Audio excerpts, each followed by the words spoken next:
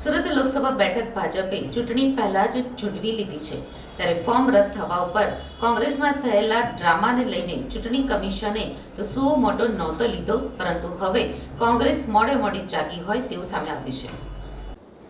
મતદાનના એક દિવસ અગાઉ જ કોંગ્રેસના નેતા દ્વારા વકીલ મારફતે પોલીસ કમિશનરને અરજી કરવામાં આવી છે, જેમાં ફોર્મ રદ કરાવવામાં મહત્વની ભૂમિકા જેની છે તેવા ઉમેદવાર નિલેશ કુંભાણી, હોસ્ટાઇલ થયેલા ડમી ઉમેદવાર અને સમર્થકો સહિત ચૂંટણી અધિકારી સામે ગુનો નોંધવા પોલીસ કમિશનરમાં અરજી કરવામાં આવી છે.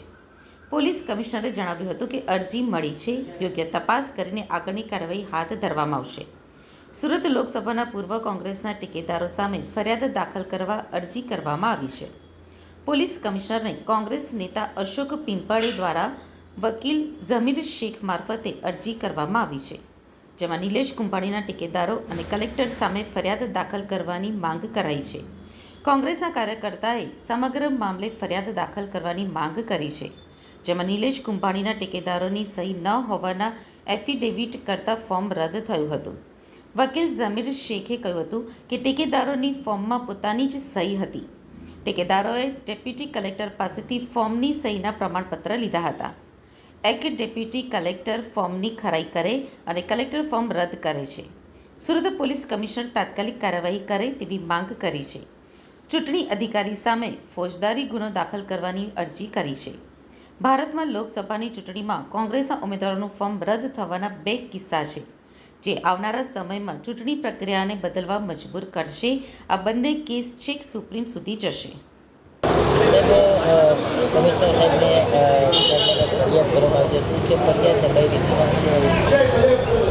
અશોક પિંપળે કોંગ્રેસ પક્ષ તરફથી એમણે એક ફરિયાદ કરી છે પિંપળે સાહેબે, અને એ ફરિયાદમાં અમે તાત્કાલિક એફઆઈઆર રજીસ્ટર કરવાની માંગ કરી છે. અમારી માંગ એવી છે કે કોગ્નેઝેબલ ગુનો છે, તાત્કાલિક એફઆઈઆર રજીસ્ટર થાય અને એફઆઈઆર રજીસ્ટર થયા પછી તપાસ થવી જોઈએ. ખાસ કરીને કઈ રીતની આખી તપાસ થવી જોઈએ? આમાં જે 3 ટેકેદારો છે એમણે ડેપ્યુટી કલેક્ટર સાહેબ ઉલપાડ પ્રાંતમાં જઈને પ્રમાણપત્ર મેળવેલું પર્સનલી ગયેલા, કારણ કે એ ટેકેદાર તરીકે એમણે સહી કરી છે અને એ સર્ટિફિકેટ વગર ટેકેદાર તરીકે સહી ન કરી શકે. તો ડેપ્યુટી કલેક્ટર ઓલપાડ પ્રાંત અને નાયબ પુરવઠા અધિકારી અથવા પુરવઠા અધિકારી જે છે એમની કચેરીમાં જઈને એક ટેકેદારે પ્રમાણપત્ર મેળવેલું છે. એ પર્સનલી જઈને મેળવેલું પ્રમાણપત્ર છે.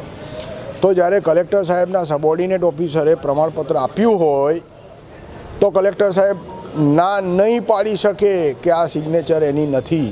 દરખાસ્ત કરનાર તરીકે એની સહી છે અને દરખાસ્ત કરવા માટે જ આ પ્રમાણપત્ર એણે મેળવેલું. એ તો પહેલા દિવસથી પાર્ટીનો સ્ટેન્ડ એવો જ છે કે સિગ્નેચર ટેકેદારોની જ છે. કાંઈક ને કાંઈક એવું થયું છે જેનાથી આ 3 ટેકેદારો છે પાછળથી ફરી ગયા.